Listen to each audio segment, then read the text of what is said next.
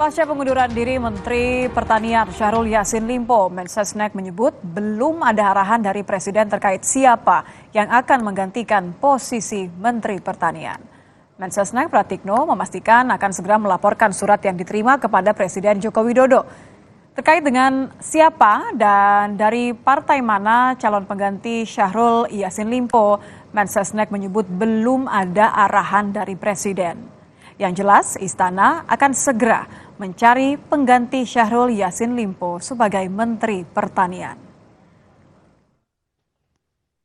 Hanya adalah tentu saja karena sudah mengundurkan diri akan diterbitkan kepres pemberhentian dan tentu saja kita harus mencari orang yang melaksanakan tugas sebagai Menteri Pertanian.